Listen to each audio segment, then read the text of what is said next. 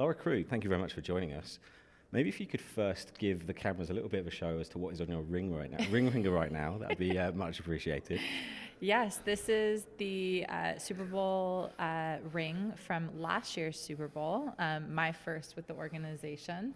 And I would say it's absolutely beautiful and not something you wear every day. So when you get to have a moment to bring it out, you feel pretty special. That ring and probably the one you're about to receive in a few months' time tells me it's not a bad time to be working for the Chiefs, right? No, I would say it's probably one of the best times, certainly in the history. I feel very grateful that I get to be there right now. But yeah, it is, we always talk about it, we're really in the middle of history right now. So to get to be part of the organization and leading marketing, it's pretty special. Does that make your job a lot easier? No. I think it probably makes it a bit harder in the sense of our expectations just continue to rise. Obviously, everything happening on the field, you want to make sure you're taking full advantage of it off the field with the fans and certainly kind of the more international and national attention that we are getting now as the Chiefs. But in the best of ways, it's harder, but probably way more fun. For sure. Can you just give us a kind of overview of what your sort of day-to-day involves? What does your role encompass over the course of the season? Yeah, so I, as the head of marketing and media, I'm responsible from everything from brand strategy to design to content, social, digital. I'm also responsible for our community and our Hunt Family Foundation, which is our non-for-profit arm. So I have an amazing team that kind of leads each one of those different areas. And every day, honestly, looks quite different. Obviously, there's certain things that happen every season. It's a bit cyclical in that way, so you kind of have an opportunity to understand what the season looks like, moments that you can certainly take advantage of. The off season is obviously very different. You can only plan so much how long years will go. Thankfully, we've gone very long for the last 2 years. So as we joke, there really is no off season. But it can look really different. It can look coming up with campaigns for our playoffs run. It can look to figuring out what our community activation is going to be with our players. It can look to figure out what is going to be the custom content that we're going to be producing with one of our partners. So it can really span pretty wide and far, but it all kind of comes back to us and growing the brand and in our attempt to become the world's team. The world's team is something actually I wanted to pick up on. I read this when I was researching this interview, that you guys initially started talking about that quite quietly. You didn't want to just immediately come out and say we're the world's team, but now there's some data and some numbers that back this up a little bit. Yeah, it was really, and it still is something that's much more for us an internal kind of mantra or dream. Not anymore. Not anymore. We've certainly been very happy to start seeing, I think a lot of the thoughtfulness and the setting up for success that the organization has been doing. But it was something internally that gave us a rallying cry. We felt like we had a lot of the ingredients to achieve that, knowing that we were far, far from that, especially knowing that American football is still not truly a global sport. But we felt like with the hunts and the authenticity of our stories with Coach Reed, with Patrick Mahomes, Travis Kelce, everything that was happening on the field, as well as this general appetite, I think, of fans around the world with how the media has changed, it felt like it was quite the right time to make our dream a reality, or at least try to. And part of that, I guess, is the international. I'm going to get this right. International home marketing areas. That's a real mouthful. Why the NFL can come up with anything more snappy? We could call it global markets, I suppose. Yeah, but let's do with that. I mean, so that, I guess, that program is a few years old now. Yeah. So. The league introduced this new way of allowing teams to grow internationally it was introduced about 3 years ago. We had the opportunity when I joined the organization 2.5 years ago to bid for the markets. So we bid for Germany and Mexico at the time. We've now also bid for Switzerland and Austria. So we have what we now call the DACH region. Yep. But yeah, it was quite new. It was a shift from the league really being the ones driving the internationalization of the sport and kind of running the whole thought process behind that with the games, to really allowing for the clubs to raise their hands and really gain access to both marketing and commercial rights in markets that the league saw the biggest potential. And you are now, in terms of I think it's social followers, the biggest team in Germany and Mexico? We are, yes, which is which is pretty amazing for us. I think in Germany, that was really our eye was on the ball from day one there, just knowing that we had the opportunity and that a game was going to be played. So to outpace some clubs that had been there well beyond and before the program, which was exciting. And then Mexico for us has been a really very strategic process from a socials perspective too. We've really taken a little bit more of a digital and social first approach there. We haven't been as active on the ground, but we've tried to do it through content. So now that we become the #1 team there, again, amongst teams that have been there for a long time, just gives us the proof that our strategy and approach is working. What does that actually mean? So like you say you're taking more of a digital social first approach, more content. Is that Spanish language content? Is that targeting certain local media networks? How does that work? It's a couple different things. So we brought on an agency called Samba that helps us with our digital and social strategy down in Mexico. They're a global agency. They're actually referred to us by our partners over in Germany. FC Bayern uses them as well. And so when we talk about we always say like zig to everyone's zag. The content is very young. It's very playful. It's not the traditional American football, let's call it education content that oftentimes a lot of the clubs are doing.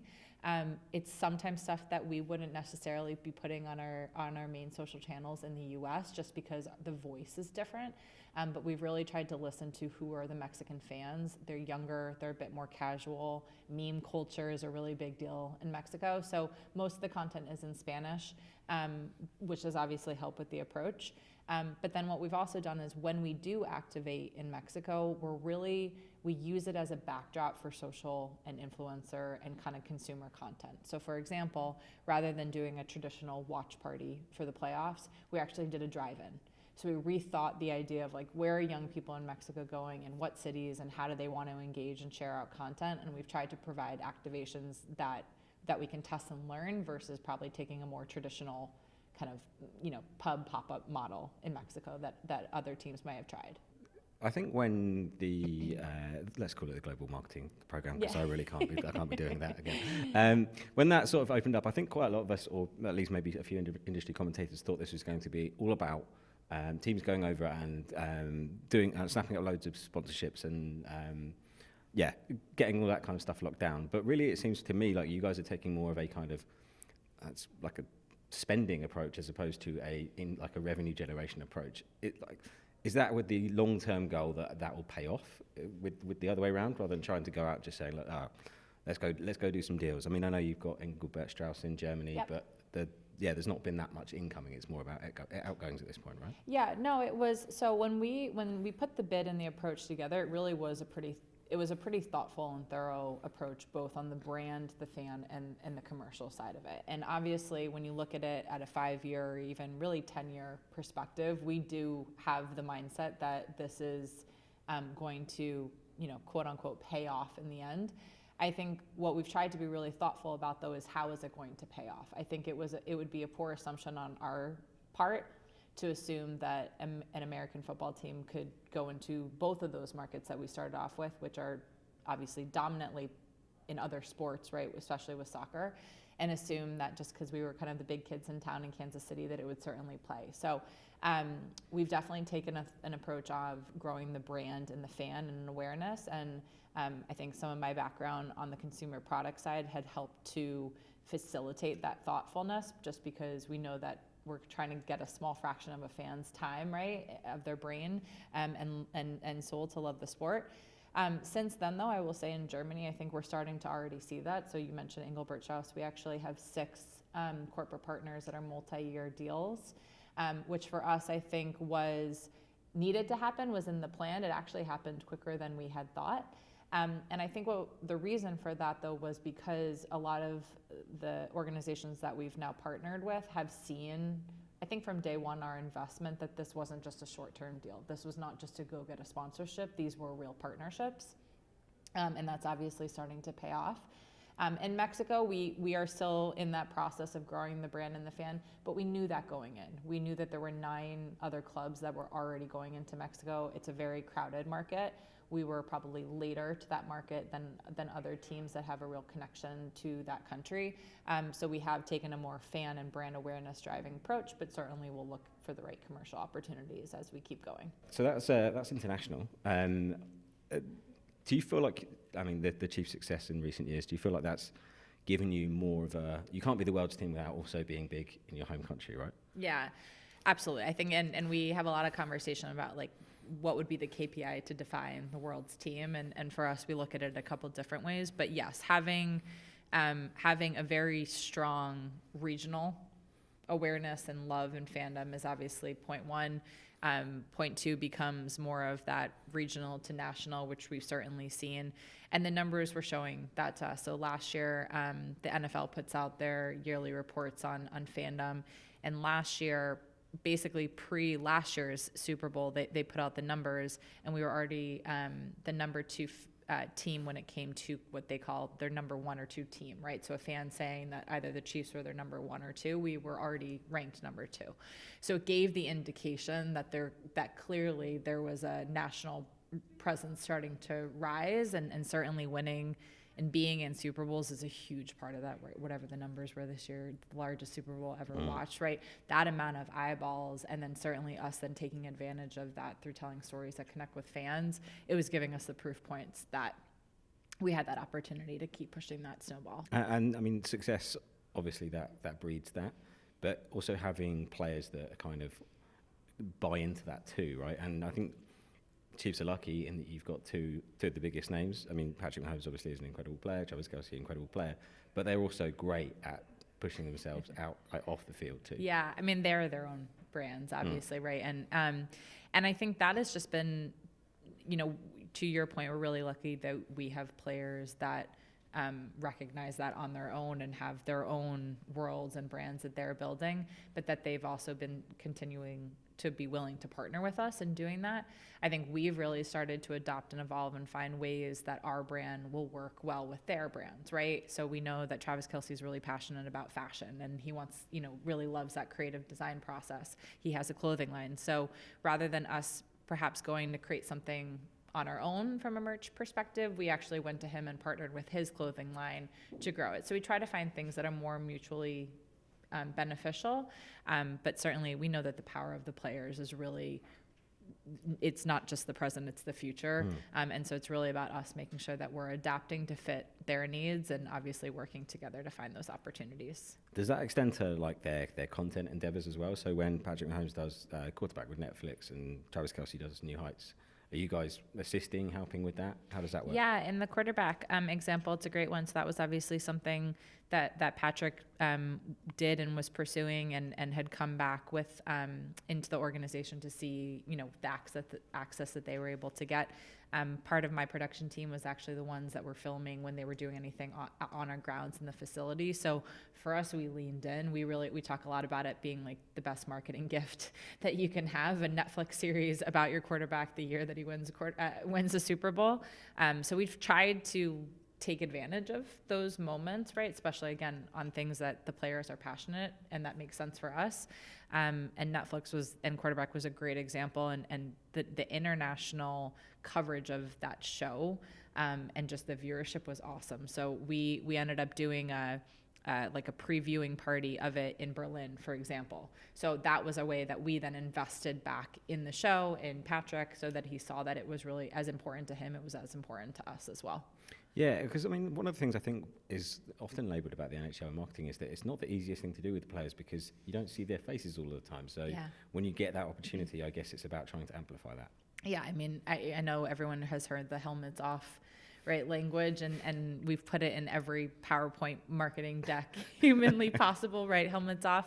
But it is true because so much of who they are on the field, their helmets on, and especially for young players, you know, it's the game, or for new fans, the game is difficult to understand if you don't know all the rules, and so really the moment they get their helmets off, they're in the community, they're doing things that they're passionate about outside of just football. We try to take advantage of that, like we were saying, and also finding ways that not only through content, through merch, through activations.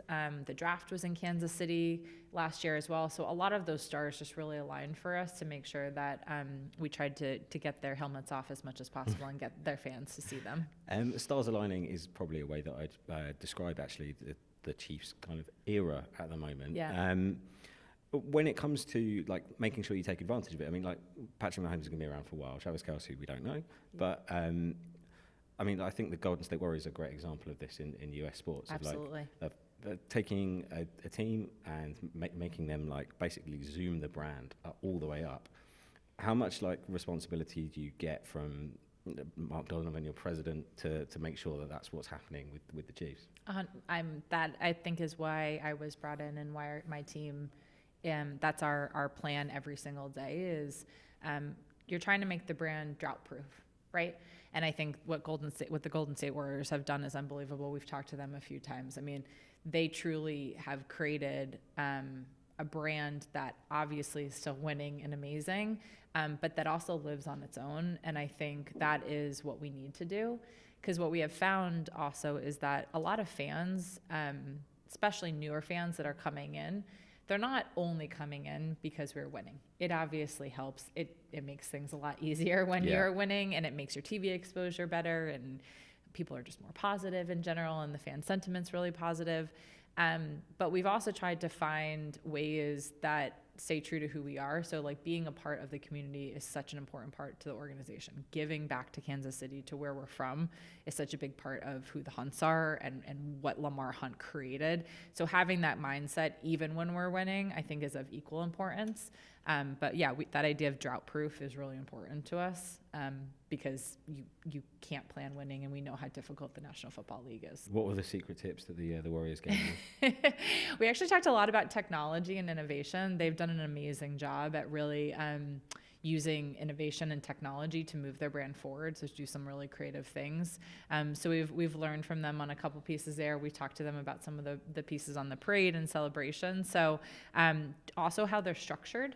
So even when you're just asking about my responsibilities, we're really seeing ourselves as a media and marketing team. And I think that's an important structure. They think about themselves in some ways the same. We are a brand. We obviously are a marketing team. But a lot of what we're doing is becoming a media and an editorial house, right? We have 15 million plus engaged fans that actively choose to organically follow us. That's a huge opportunity for us, and we have to think about how we use that moving forward. Were they asking you how they get a Taylor Swift on board? They did not ask that question, but I'm sure it was somewhere in someone's mind. But listen, those when we were just talking about the stars aligning, you can't plan that. We did not know that. We are very grateful for it. Very happy for them. But our job was really then to make sure, again, how do you take the moment and create lifelong fans from it? And the numbers obviously prove themselves that sometimes it's about going to where the fans are versus just assuming that the fans are going to come to you. And what have you had to learn about marketing to Swifties that you didn't know before? Well, I will say that how just incredibly just passionate and positive they are. You know, I think the social world is so powerful. Social sentiment can swing so quickly. Fans are incredibly passionate about their teams in good and bad moments. And so what we've had to learn and actually probably apply more of is engaging back with our fans on those social platforms. So we do that a lot on TikTok, which has allowed us to rise to be the #1 NFL team on TikTok. But we've tried to now apply that same kind of mindset to other channels like Instagram, where we've seen fans of Taylor Swift be very vocal but positive in a positive way, and trying to find ways to connect with them that's not just fleeting. What new opportunities has it opened up in terms of like marketing partnerships? I mean, I noted AMC as a deal you had because they were running the Eras film. That seemed like a bit of a crossover there, but I wasn't sure whether that was something that you guys had actively pursued. What kind of stuff does it? Yeah, I mean, again, stars aligning that AMC is headquartered in Kansas City is, I don't know if the word ironic is the right word anymore, but interesting. Helpful, maybe? Helpful. Yeah, I guess that would be the right one. A good example of that would actually be, so for our playoffs campaign this year, we knew that there was a heavy influx of new fans coming into our channels and into our home and into our world. But we also knew that a lot of those fans may not fully understand all of the rules behind, right, the playoff season, right? And we wanted to make sure that new fans of the brand would come and stay, and providing them something that was maybe different than what they expected. And so we had a really fun campaign this year called 'Tis the Postseason. We actually ended up doing a kind of play on made for TV movies. Hallmark is actually based in Kansas City as well. And so we had some fun with a really great trailer that just crushed it from what we had expected. And that has now certainly opened up new ideas of different types of partnerships to say, oh, wait a second, maybe we can play more in the romance love storyline when it comes to fans. Maybe there are local partners in Hallmark or others that, you know, may have not seen us as a traditional partner in the past, but are now seeing us unlocking new opportunities to do something. That's kind of quite a tired, I think, trope, especially in, it seems more like national conversation on the backlash to all of this kind of stuff. Have you had to deal with that internally, or like how have you, like what have been your strategies to deal with that internally from maybe a social or even just messaging perspective? Yeah, I mean, I think what we've tried to do more than anything is to try to respect the boundaries of what it is, right? We are not trying to be part of their relationship. We see her as a fan of Chiefs Kingdom, and we are thrilled to have her. And so we've tried to obviously elevate it, but treat her as a fan, and as many other famous fans that we have. And so I think that line has just been really something that we've tried to be really thoughtful around. We certainly don't want to take advantage of it in that sense. And so there's just been a lot of conversations on making sure anything that we do still feels like something we would have done before. Yep. And then certainly knowing that, again, a lot of our fans, especially on our channels that are coming to us, we're coming to us for football content too, right? So we have to just be really thoughtful, thinking about the fan first, what channel, who they are, what kind of content do they want, so that we don't step into something that we didn't mean. If we can just look ahead a little bit, like, so you've got, I mean, you'll be two-time defending champions come next season. What kind of opportunities and what kind of stuff are you planning already for 2024? Yeah. So right now our kind of all eyes are focused on our ring ceremony, which is something that we got to do for the first time last year. It's obviously a really big deal. It's an internal player and staff, really beautiful night. But last year, knowing that it was so exclusive, we tested doing a bit more, let's call it, PR and media around it to try to find if there was an opportunity there for consumers. We saw a ton of success, as we assumed we would, just knowing it was the ring and people are just delighted and interested in it. But this year we want to take an approach where we are normally such a welcoming, inclusive brand for everything that we do. So this is like this one event that is not meant for all the fans to be there. So we're rethinking that and thinking about how do we actually make it something from a media or virtual perspective that maybe fans can engage with. Is there a way that they can have exclusive content? What does that look like? So that's something that our eyes are really focused on right now. Obviously then kickoff, when it comes back to the season, we'll be back in Kansas City. We'll be the only game in town and on. Last year we did something called the world's largest tailgate, where we opened our first ever what we call virtual stadium. So we're starting to test and learn and thinking about how to use technology to reach more fans. If we want to become the world's team, as much as we can get everyone to Kansas City, that's our main priority. But we also know that the stadium only fits so many people. So how do we create extensions of the brand that make people feel like they're part of Chiefs Kingdom and part of something that's really ownable to us? And then we continue to focus on international. I mean, while we don't know if we have a game this year, I doubt. We are not the home designated team. I believe the Panthers are. It's still really important to us. And so I think we're actually working even harder this year to figure out how do we make sure that the fans that we've really started to grow and engage with internationally can continue to feel engaged with us. All right, Lara, fascinating stuff. Thank you so much for your time. Absolutely. Thank you for having me.